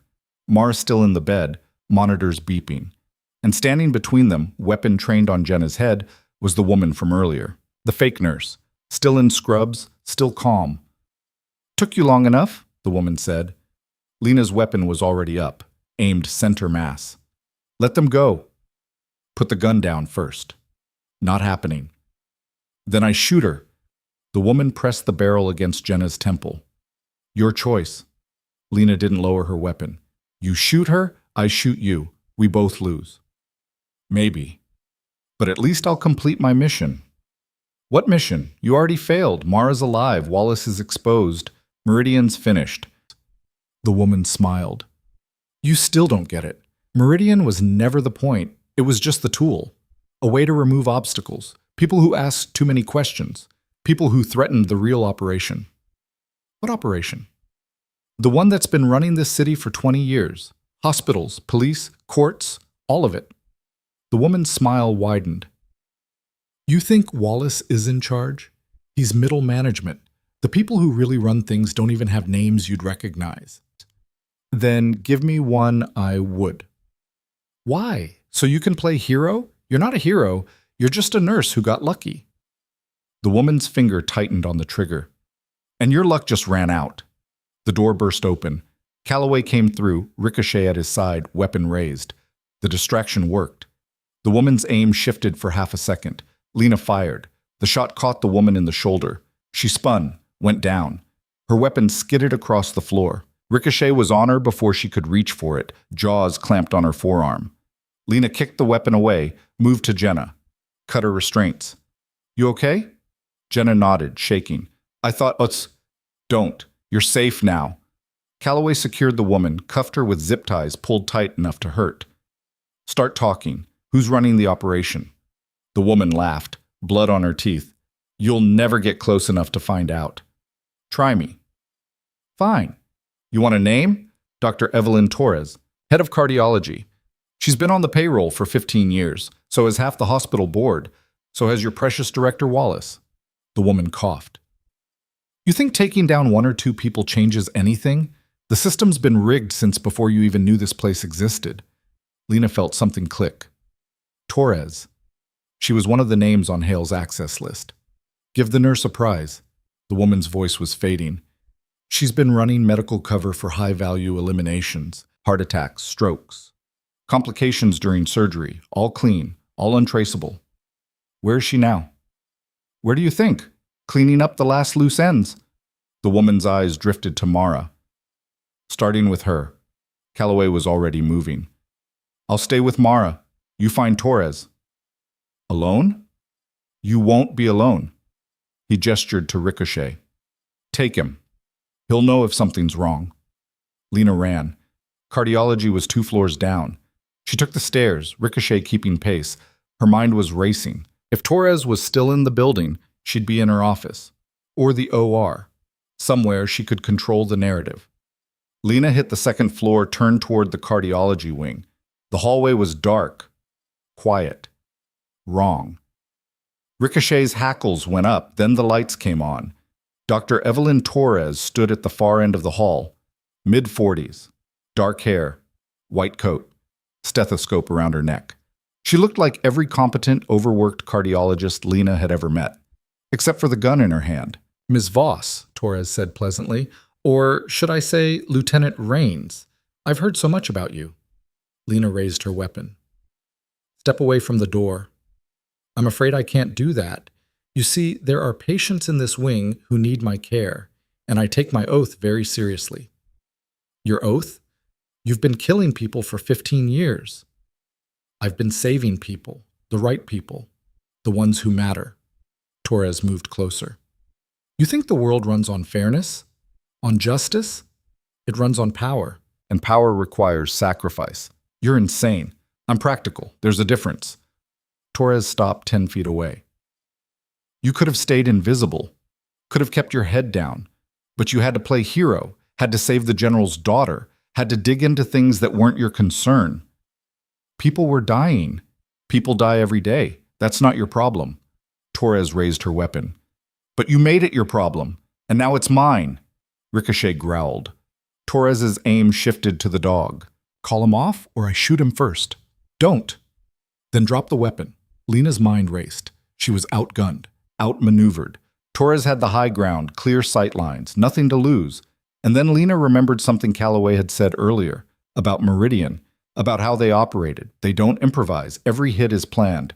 Torres was stalling, waiting for backup, for someone to arrive and clean this up properly, which meant Lena had seconds, maybe less. She fired. Not at Torres, at the fire alarm panel on the wall beside her. The glass shattered. The alarm screamed. Sprinklers activated. Water flooded the hallway. Torres fired back, but the shot went wide. Lena was already moving, closing the distance. Ricochet hit Torres low, knocked her off balance. The weapon fell. Lena kicked it away, grabbed Torres by the coat, slammed her against the wall. Who else? Lena shouted over the alarm. Who else is involved? Torres smiled through the water streaming down her face. Everyone who matters. You can't stop this. Even if you take me down, there are 10 others ready to step in. Then I'll take them down too. You're one person, one exhausted, traumatized, broken person pretending to be strong. Torres leaned closer. You can't save everyone. You couldn't save your squad. You couldn't save yourself. What makes you think you can save the city? Lena's grip tightened. For a second, she wanted to hit Torres. Wanted to make her pay for every patient who died on an operating table under the guise of medical error. Every family who'd never known the truth. But she didn't, because that's not who she was anymore. She pulled Torres away from the wall, cuffed her with zip ties. You're done. Security arrived 30 seconds later. Real security, not Wallace's people. Lena handed Torres over, gave them the short version. They took Torres into custody, looking stunned. Lena went back upstairs. Calloway was still in Mara's room, pale but upright. Jenna was checking Mara's vitals, hands steady now despite everything. Torres? Calloway asked. In custody, confessed to running the medical side of the operation. Wallace? Still out there. Lena pulled out her phone. But I have an idea. She called the number from the earlier text. It rang twice. You're persistent, Wallace's voice said. I'll give you that. Where are you? Somewhere you'll never find me. I'm already gone, Rains. Out of the city, out of the country by morning. You can't touch me. Maybe. But I don't need to touch you. I just need people to know who you are. Lena glanced at Calloway. He was recording. Tell me, Director, how long have you been running Meridian? Silence. Or should I ask how much you've made selling classified intel to private military contractors? How many politicians you've had killed? How many innocent people died so you could climb the ladder? You have no proof.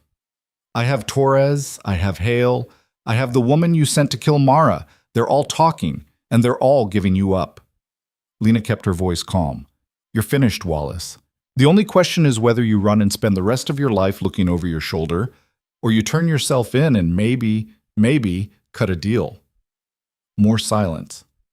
Then Wallace laughed. You think you've won something, but you haven't. You've just painted a bigger target on your back. The people I work for don't forgive. They don't forget. And they will come for you. Let them. Brave words. Let's see how brave you are when everyone you care about starts dying. The line went dead. Calloway stopped the recording. Got it. That's enough for an arrest warrant. Federal charges, treason, conspiracy. He'll spend the rest of his life in a cell. If they catch him, they will. He's not as smart as he thinks. Lena wasn't so sure, but she was too tired to argue. The next hour was controlled chaos. Federal agents arrived, real ones this time, vetted by Calloway personally. They swept the building floor by floor, room by room, found 3 more of Wallace's operatives hiding in service areas, arrested them without incident. The hospital went into lockdown. Every entrance sealed, every patient accounted for. The press was already gathering outside. news vans lining the street, reporters shouting questions nobody would answer. Hale was transferred to a secure federal facility. Torres, too. The woman who'd held Jenna hostage, her name turned out to be Sarah Crane, former CIA, dishonorably discharged, went with them. All three singing now, trying to cut deals, pointing fingers at each other and at Wallace. But Wallace himself had vanished. His last known location was the hospital lobby. Security footage showed him walking out calmly during the chaos, blending into the evacuating crowd. No tactical gear, just a suit and a briefcase, like any other bureaucrat leaving work. By the time anyone realized he was gone, he'd disappeared into the city. Lena sat in an empty break room on the third floor, drinking coffee that tasted like burned plastic. Her hands were still shaking. Adrenaline crash. She'd been running on fumes for the last 6 hours. Now that the immediate danger was over, her body was catching up. Jenna found her there 20 minutes later. "You look like hell," Jenna said. "Feel worse." "That makes two of us." Jenna sat down, wincing. She had bruises on her wrists where the zip ties had cut in. "They're saying you're a hero, that you saved the hospital." "I just did what needed doing. That's what heroes say." Jenna paused. "What happens now?" "Now we clean up the mess. Figure out how deep this goes. How many people were involved." "I meant for you." Lena looked at her coffee. "I don't know." "You going to stay? At Redwood?" "I don't think I can. Too many people know who I am now." "Is that such a bad thing?" "It is when those people include the ones trying to kill me." Jenna didn't have an answer for that. An FBI agent appeared in the doorway. Young, professional, exhausted. "Ms. Voss, we need your statement." "I already gave one." "We need another, more detailed." The agent glanced at Jenna. "Privately, if possible." Jenna stood. "I'll give you two some space." She squeezed Lena's shoulder. "Hang in there." The agent sat down across from Lena, pulled out a recorder, hit play. "Let's start from the beginning. When did you first become aware of Dr. Hale's activities?" Lena walked him through it. Every detail she could remember, the dispatch logs, the warehouse, the confrontation with Torres, the recording of Wallace. It took an hour. By the end, the agent looked like he'd aged a decade. "This is bigger than we thought," he said quietly. "If what you're saying is true, if this network has been operating for 20 years, we're looking at hundreds of potential victims, thousands of crimes. Then you better start digging." "We are, but it's going to take time. And in the meantime, you're exposed. Wallace knows who you are. So does everyone he works with." "I've been exposed before." "Not like this." The agent leaned forward. "We can put you in protective custody, new identity, relocation, full support." "I don't need protection." "With respect, Ms. Voss, you do. Wallace won't stop, and neither will whoever he's working for. You're a loose end, and they don't leave loose ends." Lena thought about the photo on her phone, about the text, about the certainty in Wallace's voice when he'd said they'd come for her. "How long?" she asked. "For protective custody?" "As long as it takes. Could be months, could be years." "And if I say no?" "Then you're on your own. We can't protect you if you won't let us." Lena stood. "Then I'm on my own." The agent looked like he wanted to argue, but he didn't, just packed up his recorder and left. Calloway found her 30 minutes later. His arm was properly immobilized now, sling adjusted, pain meds kicking in. He looked better. Not good, but functional. "Heard you turned down protective custody," he said. "Word travels fast." "The FBI's not happy about it." "They'll get over it." Calloway sat down. "You can't do this alone, Rains." "I'm not alone. I have Ricochet." The dog was curled up at her feet, head on his paws, finally resting. "You know what I mean." "Yeah, I do." Lena looked at him. "But I didn't walk away from the military just to let someone else tell me how to live. I make my own choices now, good or bad." "Even if those choices get you killed?" "Especially then." Calloway was quiet for a moment. Then he pulled an envelope from his jacket. "This is from me. Not official. Just insurance." Lena took it. Inside was a letter, handwritten, and a bank card. "What is this?" "Access to a secure account. Enough money to disappear if you need to. To start over somewhere Wallace and his people won't find you. Calloway met her eyes. I can't make you take protective custody, but I can make sure you have options. I can't accept this. You already did. The account's in your name. Well, one of them. He smiled slightly. Figure you have a few. Lena looked at the card, at the letter, at Calloway's face. Why? She asked quietly. Because you saved my daughter. Because you did what I couldn't. Because... He paused. Because you remind me of who I used to be, before the rank, before the politics, when I actually gave a damn about doing the right thing. You still do. Maybe. But I've made compromises you haven't, and I've lost things because of it. Calloway stood. Don't make the same mistakes I did. Don't let them turn you into something you're not. He left before she could respond. Lena sat there for a long time, holding the envelope, thinking about the last 2 years, about who she'd been, who she'd tried to become, who she was now. The answer wasn't clear. Her phone buzzed, another unknown number. She almost ignored it. Then something made her answer. Lieutenant Raines? A woman's voice, older, clipped, authority in every syllable. Who is this? Someone who's been watching your work. Someone who thinks you might be exactly what we need. I'm not interested in recruitment. This isn't recruitment. It's an opportunity to finish what you started, to take down the people Wallace worked for, the ones who've been pulling strings for decades. Who are you? Someone who believes the system can be fixed, but only by people willing to burn it down first. A pause. Wallace was a symptom, not the disease, and the disease is still spreading. What do you want from me? Your skills, your commitment, your willingness to do what others won't. Another pause. Think about it. You have 72 hours. After that, the offer expires. And if I say no? Then you go back to hiding, and people like Wallace keep winning. The line went dead. Lena stared at the phone. Part of her wanted to throw it away, to walk out of the hospital and never look back, to find some quiet corner of the world and disappear for good. But another part, the part that had flown helicopters through war zones, that had saved Mara Calloway, that had taken down 3 corrupt medical professionals in under 48 hours, that part wasn't ready to stop.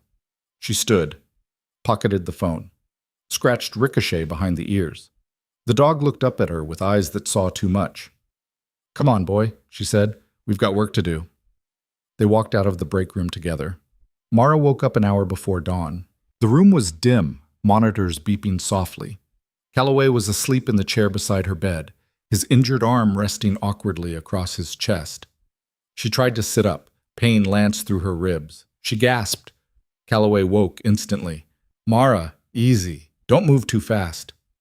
What happened? Her voice was rough, throat dry. Car accident. Someone cut your brake lines. You rolled 3 times before the paramedics got to you. Memory flooded back, the steering wheel not responding. The screaming brakes, the world flipping upside down. Ricochet barking, frantic, trying to protect her. Ricochet, he's fine. Saved your life, actually. Wouldn't let anyone near you until the right person showed up. What right person? Calloway smiled. Long story. I'll tell you when you're stronger. Tell me now. So he did. Condensed version. Hit the highlights. Skip the parts that would give her nightmares. By the time he finished, Mara was staring at him like he'd lost his mind. A nurse did all that? She's not just a nurse, she's... Calloway paused. She's someone who doesn't give up, even when she should. I want to meet her. You will, when you're out of here. Mara looked at her father, really looked, saw the bandages, the exhaustion, the weight he was carrying. You got hurt, she said quietly. I'm fine. Don't lie to me. Calloway sighed. Got shot, but I'm okay. The nurse patched me up, probably saved my life too. She sounds like a badass. She is. Then I definitely want to meet her. Calloway squeezed her hand. You will. I promise. Lena left the hospital as the sun was coming up, orange light bleeding across the skyline, the city waking up, traffic building, normal life resuming. She walked to her car, parked 3 blocks away, covered in a thin layer of dew. Ricochet jumped in the passenger seat. She started the engine, sat there for a moment, hands on the wheel, trying to decide where to go. Her apartment wasn't safe. Redwood wasn't safe. Nowhere in the city was truly safe anymore. But running felt wrong. Her phone buzzed. Text from Jenna. "Thank you for everything. If you ever need anything, I'm here," Lena typed back. "Same." Another buzz. This one from Callaway. "Mara's awake. Wants to meet you. When you're ready." Lena stared at the message. Felt something warm in her chest. Something she hadn't felt in a long time. Purpose. She pulled out of the parking spot. Headed toward the safe house Callaway had mentioned earlier. Figured she'd lay low for a few days. Figure out her next move. Decide whether to take the mysterious woman's offer or disappear for good. She made it 2 miles before she noticed the tail. Black sedan. 3 cars back. Keeping pace. Not obvious. But there. Lena's hands tightened on the wheel. She took a random turn. The sedan followed. Another turn. Still there. Her pulse quickened. She reached for her phone. Before she could dial, it rang. Unknown number. She answered. "Who is this?" "Pull over." Male voice, calm, professional. "Don't make this difficult." "Who are you?" "Someone who's been cleaning up Wallace's messes. And right now, you're the biggest one." Lena checked the rear view. The sedan was closer now. She could see 2 figures in the front, both watching her. "What do you want?" "To tie up a loose end." "Wallace should have done it himself. But he ran, so now it's my job." "Good luck with that." Lena floored it. The sedan matched her speed, pulled alongside. The passenger window rolled down. Lena saw the gun before the man even raised it. She swerved hard right. The shot went wide. Glass shattered. Ricochet barked, sharp and loud. Lena took another turn, gunned it down a side street. The sedan stayed with her. Closer now, ramming distance. Impact from behind. Her car lurched forward. Lena fought to control it. Another hit, harder. Her bumper tore free, skidded across the asphalt. She couldn't outrun them. Not in this car. Not with them this close. So she did the only thing that made sense. She slammed on the brakes. The sedan shot past her. Driver caught off guard. Lena threw the car in reverse, backed up hard, then forward again into a sharp turn. Headed in the opposite direction. The sedan was already turning around. Lena's phone rang again. Different number. She answered, breathless. "Where are you?" Callaway's voice. "Being chased. Black sedan. 2 hostiles. Armed." "Location?" She rattled off the street, heard Callaway relaying it to someone. "Help's coming. 3 minutes. Can you last that long?" "I'll try." Another impact from behind, harder this time. Her car fishtailed. She corrected, barely. Ricochet was braced against the dashboard, teeth bared, ready. Lena saw an alley ahead, narrow, tight. She took it without slowing. The sedan followed. Bad choice. The alley was barely wide enough for 1 vehicle. Metal scraped against brick on both sides. Lena burst out the other end. The sedan was stuck, wedged between the walls. She kept driving. 2 minutes later, 3 unmarked SUVs appeared. Federal. They boxed her in, guided her to a stop in an empty lot. Callaway got out of the lead vehicle. Ran to her car. "You okay?" "Yeah, they still in the alley?" "My guys are pulling them out now." He looked at her. Really looked. "You can't keep doing this alone, Rains." "I know." "Then stop trying." Lena leaned back against the seat, closed her eyes, felt the adrenaline finally draining away. "I don't know how," she said quietly. "Then let me help you figure it out." She opened her eyes, looked at him, at Ricochet, at the federal agents securing the perimeter, and she made a choice. "Okay," she said, "but on my terms. Deal." 40 minutes later, the 2 men from the sedan were in federal custody, both talking, both confirming what Lena already knew. Wallace had put out a contract, open bounty. Anyone who brought him proof of Lena's death would get paid. Handsomely. Which meant this wasn't over. It was just beginning. Lena sat in one of the SUVs, watching the interrogation through a tablet feed. Callaway was beside her, making calls, coordinating with 6 agencies. "How many people do you think he hired?" Lena asked. "Hard to say. Could be 5. Could be 50. Wallace has resources we're still tracking." Callaway looked at her. "But we'll find them." and we'll shut this down. Before they find me? That's the plan. Lena wasn't convinced, but she was too tired to argue. Her phone buzzed, another unknown number. She showed it to Calloway. He nodded. She answered on speaker. Lieutenant Raines, the same woman's voice from earlier. I see you've been busy. Who is this? Someone who can make the contract disappear, someone who can give you back your life. But you have to work with me. Why would I trust you? Because I'm the only person who knows where Wallace is right now, and I'm willing to trade that information for your cooperation. Lena's heart stopped. You know where he is? I do, and I'll tell you, but only if you agree to help me dismantle the rest of his network, all of it, top to bottom. Lena looked at Calloway. He was already nodding. What do you need from me? Lena asked.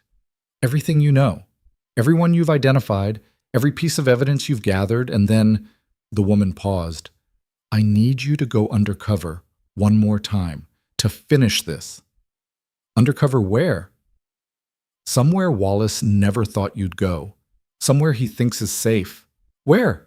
The woman told her, and Lena felt her blood run cold. Because the place the woman was describing, the final piece of Wallace's network, the core of the entire operation, was a place Lena knew well. A place she'd worked 2 years ago, before she became a nurse, before she disappeared. A military hospital in Virginia, where her old squad had died, where everything had started. No, Lena said. I can't go back there. You can, and you will, because if you don't, Wallace wins. And everyone you've saved, Mara, Jenna, Calloway, they all become targets. Lena closed her eyes. How long do I have? 72 hours. After that, Wallace disappears for good, and so does your chance to stop him. The line went dead. Calloway was staring at her. What military hospital? Lena opened her eyes, met his gaze. Fort Sterling Medical Center, where I was stationed, where my unit... She stopped, swallowed. Where I lost everyone. You don't have to do this. Yeah, I do. Lena straightened. Because she's right. If I don't finish this, it never ends. Then I'm coming with you. No, you're staying here, protecting your daughter. Mara's got a full security detail, and she needs her father, not another soldier. Lena's voice was firm. This is my fight. Let me finish it. Calloway looked like he wanted to argue, but he didn't. 72 hours, he said finally. After that, I'm coming to get you, whether you're done or not. Deal. Lena spent the next day preparing, gathered everything she'd learned, every name, every document, every recorded conversation, compiled it into a comprehensive file, and handed it over to the FBI. Then she called the mystery woman back. I'm in, Lena said. Tell me where Wallace is. First, you go to Fort Sterling, establish your cover, then I'll give you his location. That wasn't the deal. The deal is you do what I say, when I say it, or you get nothing. The woman's voice hardened. This is bigger than Wallace, bigger than Meridian. If you want the whole truth, you follow my instructions. Clear? Lena wanted to argue, wanted to demand answers, but she was out of leverage.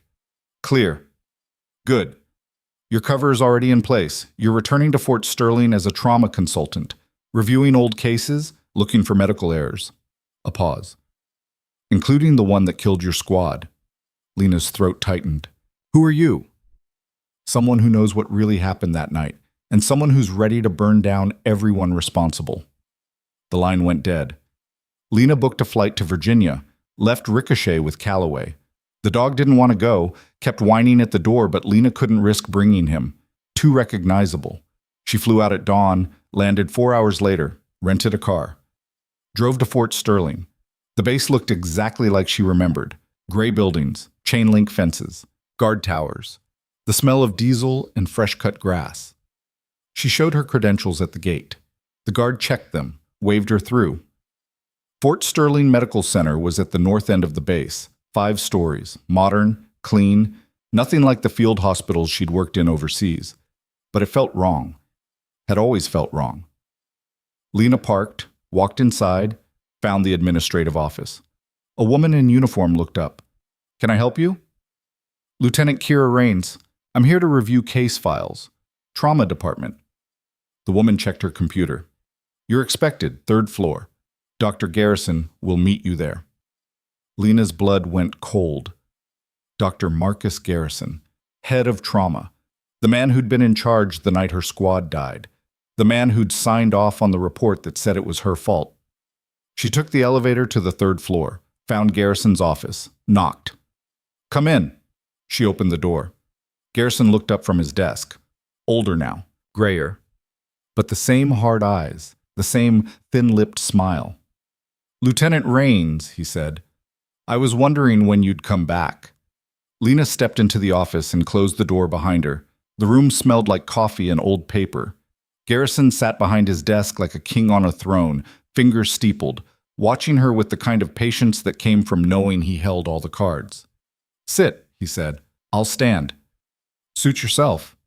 Garrison leaned back. I have to admit, I didn't think you'd have the guts to come back here. Not after what happened. What happened wasn't my fault. That's not what the report says. The report was a lie. You know it. I know it. The only question is why you covered it up. Garrison's expression didn't change. Careful, Lieutenant. Accusations like that can end careers. I don't have a career anymore. You made sure of that. No, you made sure of that. The second you walked away from your post, you forfeited any claim to being a soldier. He picked up a folder from his desk, opened it. You were supposed to be flying medevac that night, but you weren't. You were grounded. Medical leave, exhaustion, the report said. So when your squad called for evac, someone else had to fly. Someone less experienced, and they didn't make it. Lena's hands curled into fists. I was grounded because you signed the order. You pulled me off the roster 12 hours before the mission. For your own safety. Bullshit. You pulled me because I'd reported irregularities in your supply chain, missing medications, falsified records. You knew I was close to finding out what you were doing. Garrison set the folder down. And what exactly do you think I was doing? Selling medical supplies on the black market, partnering with contractors to siphon equipment, using this hospital as a front for a smuggling operation. Lena took a step closer. My squad died because you needed me out of the way, because I was asking questions you couldn't answer. Prove it. I will. Garrison smiled. Good luck with that. The records you're looking for were destroyed years ago, along with anyone who might have corroborated your story. Not everyone. Lena pulled out her phone, played a recording. A voice came through, older, male, shaking, but clear. Doctor, Garrison ordered the supply transfers. I saw the manifests. He was moving morphine, antibiotics, surgical kits, selling them to a private contractor called Meridian Group. I tried to report it, but he threatened my family. Said if I talked, they'd disappear. The voice belonged to a former logistics officer, one Lena had tracked down 3 days ago, one who'd finally agreed to testify. Garrison's smile vanished. That doesn't prove anything, he said, but his voice had lost its edge. It proves enough, especially when combined with the financial records I pulled from Meridian's servers, the ones showing regular payments to an account registered under your wife's maiden name. Lena pocketed the phone. You've been selling to them for 15 years, long before Wallace got involved. You were the prototype, the proof of concept. Garrison stood slowly. You have no idea what you're dealing with. Then explain it to me. You think this is about money? About some corrupt doctor skimming supplies? Garrison moved around the desk. This is about survival, about keeping the system running when the system doesn't care if we live or die. You know what military hospitals get in funding? Scraps. We're expected to save lives with outdated equipment and half the staff we need. So yeah, I made deals. I found ways to keep this place operational. By letting soldiers die?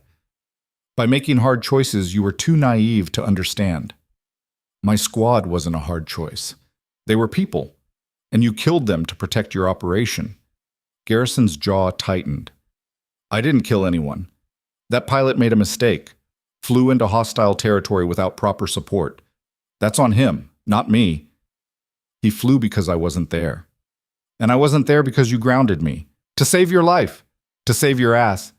Lena's voice was cold. You knew if I kept digging, I'd find the connection to Meridian, so you pulled me. And when my squad needed evac, you sent someone expendable, someone who wouldn't ask questions. Garrison stared at her, Then he laughed. Bitter. Tired. You want me to say I'm sorry? Fine, I'm sorry. I'm sorry your friends died. I'm sorry you couldn't save them. But none of that changes the fact that you walked away. You quit. And that's on you. I didn't quit. I was forced out. Semantics. No. Truth. Lena pulled out another phone. This one belonged to the mystery woman who'd sent her here. And the truth is about to go public. Every transaction, every name, every crime, including yours. Garrison's face went pale. You're bluffing. Am I? Lena set the phone on the desk. Pressed play. A video filled the screen. News footage, federal agents raiding a warehouse, arresting directors, seizing documents, and in the center of it all, a federal prosecutor reading charges. Dr. Marcus Garrison, head of trauma at Fort Sterling Medical Center, is wanted in connection with conspiracy, fraud, and manslaughter. A warrant has been issued for his arrest. Garrison grabbed the phone, threw it against the wall. It shattered. That doesn't mean anything. I have lawyers, connections. This will never stick. Maybe, but it doesn't have to stick in court. Lena gestured toward the window. It just has to stick in the headlines. And by tonight, every news outlet in the country will know your name. Know what you did. Know how many soldiers died because you were too greedy to do your job. Garrison lunged, grabbed her by the throat, slammed her against the wall. You self-righteous little... Lena drove her knee into his gut. He doubled over. She followed with an elbow to the jaw. He went down hard, gasping. The door burst open. 2 MPs stormed in, weapons drawn. On the ground, now! Garrison didn't move. Just lay there, bleeding, staring at Lena with pure hatred. The MPs cuffed him, read him his rights, hauled him out of the office. Lena stood there, breathing hard, watching him go. One of the MPs turned back. You okay, ma'am? Yeah, I'm fine. We'll need a statement. You'll get one. They left. Lena sank into Garrison's chair. Her hands were shaking, not from fear, from release, from the weight of 2 years finally lifting. Her phone rang. The mystery woman. Lena answered. It's done. Good. Now for Wallace. Where is he? Malta, small island, private estate. He thinks he's safe. Is he? Not anymore. I've already sent the coordinates to the FBI. They'll have him in custody within 48 hours. Why are you helping me? Silence. Then, because I lost someone too. To this system. To people like Garrison and Wallace who think power makes them untouchable. And I'm tired of watching them win. Who did you lose? My daughter. She was a nurse. At Fort Sterling. She found out about Garrison's operation, tried to report it. He had her transferred. Then killed in a training accident overseas. The woman's voice cracked. Her name was Amy, and she deserved better. Lena closed her eyes. I'm sorry. Don't be sorry. Just make sure they pay. I will. I know. A pause. There's one more thing. Meridian had a partner. Someone inside the Department of Defense. Someone who's been protecting them for years. I'm sending you the file now. Lena's phone buzzed. She opened the attachment, read the name. Her blood went cold. No, she whispered. Yes. And if you don't stop him, everything we've done means nothing. The line went dead. Lena stared at the name on the screen. The man who'd been coordinating with Meridian, who'd been protecting Garrison, who'd kept Wallace in power, General Theodore Vance, Secretary of Defense, the same man who'd signed her discharge papers, who'd told her she was unfit for duty, who'd buried her complaints about Garrison. He'd been part of it from the beginning. Lena left Fort Sterling that night, drove straight to the airport, caught the first flight to Washington, D.C., landed at dawn. Calloway met her at the terminal. I got your message, he said. Vance? He's been running the whole thing. Meridian, Garrison, Wallace, all of it. That's impossible. Vance has been secretary for 8 years. He's one of the most respected. Respected doesn't mean clean. Lena handed him the file. Read it. Calloway did. His expression darkened with every page. Jesus, if this is true, it's true. The woman who sent it to me has been tracking him for years. She has everything. Bank records, emails, recordings. Who is she? I don't know, but she's on our side. Lena looked at him. Can you get me in front of Vance? You want to confront the Secretary of Defense? I want to make him confess. That's insane. So was everything else I've done in the last week. Calloway stared at her. Then he pulled out his phone. Give me an hour. 53 minutes later, Lena was standing outside Vance's office in the Pentagon. Calloway had called in every favor he had, pulled strings Lena didn't even know existed, and somehow, impossibly, gotten them a meeting. You have 10 minutes, Calloway said. After that, security will remove you, physically if necessary. 10's enough. They went in. Vance's office was exactly what Lena expected. Large, expensive. American flags in the corners. Photos on the walls of Vance shaking hands with presidents, generals, foreign dignitaries.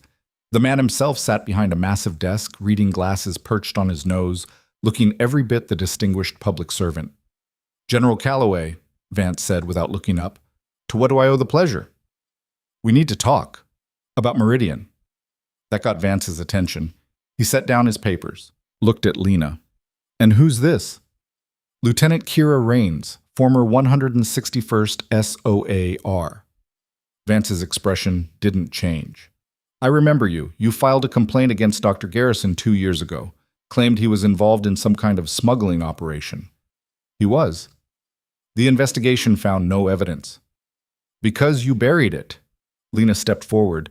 You killed the investigation, had me discharged, covered for Garrison, all to protect Meridian. Vance leaned back. Those are serious accusations, Lieutenant. I have proof. Do you? Vance smiled. Because from where I'm sitting, you're a discharged soldier with a grudge, nothing more. Lena pulled out a tablet, played a video. Vance's face appeared on screen. Younger, different setting, but unmistakably him. He was sitting across from a man Lena now recognized as Wallace. They were in a restaurant, private room, no one else visible. The shipments need to be cleaner, Vance was saying. We can't afford another audit. I'll handle it, Wallace replied. But I need more cover on the Hill. Someone who can shut down investigations before they start. Already done. I've got 3 committee chairs in my pocket. They won't ask questions. The video ended. Vance's smile faded. Where did you get that? Does it matter? That video is classified. You're in possession of stolen government property. And you're in possession of blood money. Lena set the tablet down. How much did Meridian pay you? Millions? Tens of millions? I don't know what you're talking about. Then explain the offshore accounts, the shell companies, the payments that coincide with every major Meridian operation over the last decade. Lena pulled up another file. Or explain why soldiers keep dying under mysterious circumstances, right after they start asking questions about supply chains. Vance stood. I think we're done here. We're not. Calloway moved to block the door. You're going to sit down, and you're going to answer her questions. Or what? You'll arrest me? On what charge? Conspiracy, treason, murder. Calloway's voice was ice. Pick one. Vance's jaw tightened. He looked at Lena, at Calloway, at the tablet still sitting on his desk. Then he sat down. What do you want? He asked quietly. The truth. The truth is complicated. Try me. Vance was silent for a long moment. Then he spoke. You think you understand how the world works, but you don't. You see corruption. I see pragmatism. You see crimes. I see necessary evils. Necessary for who? For everyone. The military runs on contracts, billions of dollars flowing through hundreds of companies. And sometimes those companies need help. Protection, a friendly face in the right office. Vance leaned forward. Meridian provided services our government couldn't, eliminated threats our laws wouldn't allow us to touch, and in return I made sure they had access. Access to what? Intelligence, targets, resources. Vance's voice was matter of fact. They did the dirty work. I gave them the tools. Everyone won. Except the people they killed. Acceptable losses. Lena felt something snap inside her. My squad wasn't acceptable. They were people, with families, with futures, and you sacrificed them to protect a profit margin. I sacrificed them to protect national security. Bullshit! Lena slammed her hand on the desk. You sacrificed them because it was easier than doing your job. Because it was more profitable to let Meridian handle things than to follow the law. Vance's expression hardened. You don't get to judge me. You've never had to make the kinds of decisions I make. You've never had to choose between bad and worse. You're right, I haven't, because I refuse to become what you are. And where did that get you? Discharged, discredited, running for your life. Vance stood. You're a cautionary tale, Lieutenant, a reminder of what happens when idealism meets reality.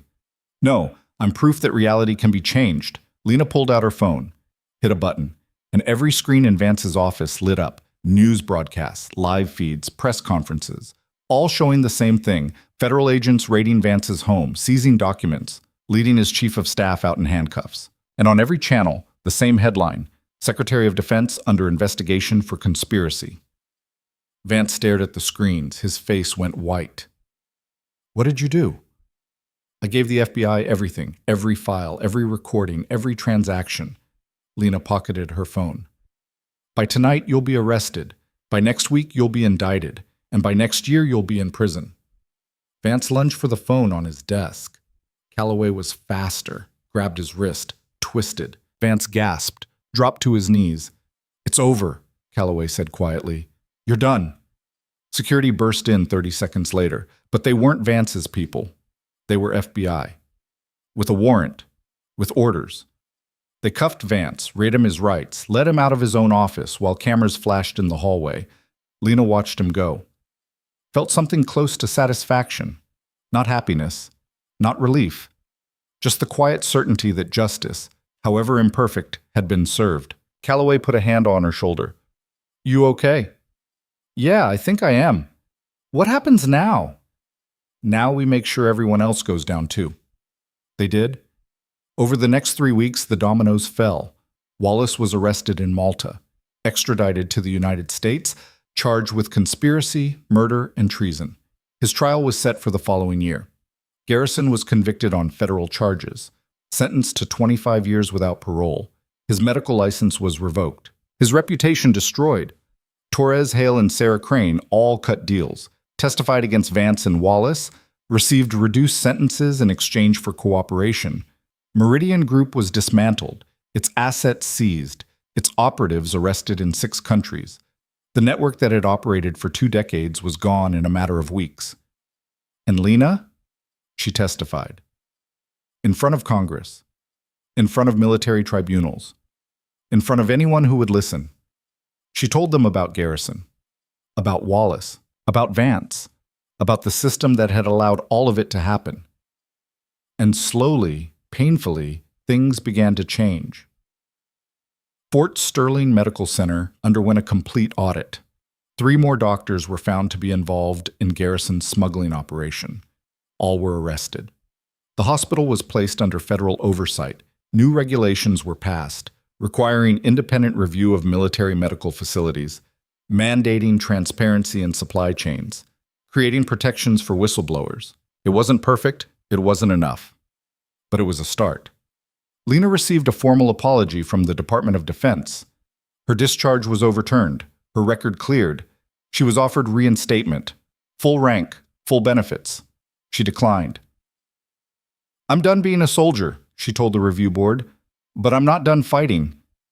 Instead, she took the money Calloway had given her, used it to start a foundation, an organization dedicated to supporting whistleblowers in the military, providing legal aid, offering protection, giving people like her a voice.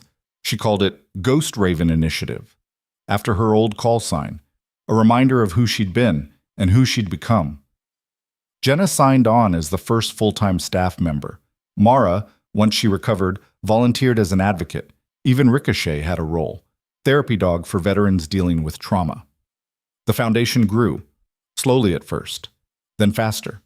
Within 6 months, they'd helped expose 2 more corrupt officials. Within a year, they'd changed policy at 3 major military installations.